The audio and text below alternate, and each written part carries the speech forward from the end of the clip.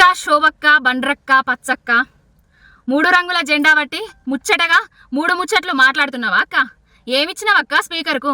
రేవంత్ రెడ్డి కేటీఆర్ గారికి చీర గాజులు పంపుతా, కట్టుకో కేటీఆర్, బస్సెక్కు కేటీఆర్ అన్నందుకు చర్యలు తీసుకోవాలని సుమోటో కేసు బుక్ చేయాలని స్పీకర్కి ఇచ్చినావా అక్క?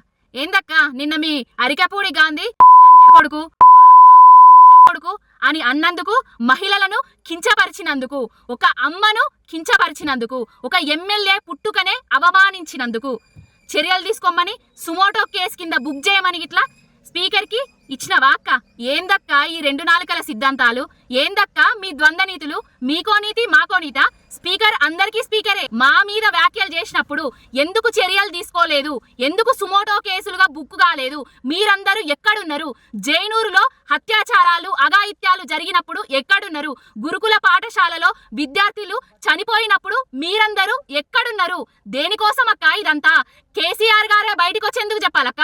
మేము అడుగుతున్న ప్రశ్నలకు సమాధానాలు చెప్పలేక మమ్మల్ని అడుగడుగున నిర్బంధాలు ఆటంకాలు చేస్తున్నందుకు మీరు, మీ ప్రభుత్వము, మీ రేవంత్ రెడ్డి ప్రభుత్వము తక్షణమే బీఆర్ఎస్ పార్టీలో ఉన్న నాయకులకు, కార్యకర్తలకు క్షమాపణలు చెప్పాలి.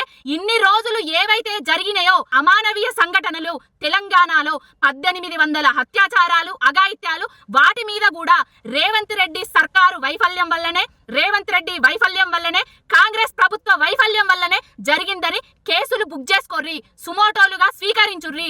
మహిళా కమిషన్ ఒక్క కాంగ్రెస్ కే కమిషన్ గా వ్యవహరించద్దు. రాజ్యాంగబద్ధమైన సంస్థలవి, అందరికీ ఒకటే, అందరికీ ఒక్క నీతే.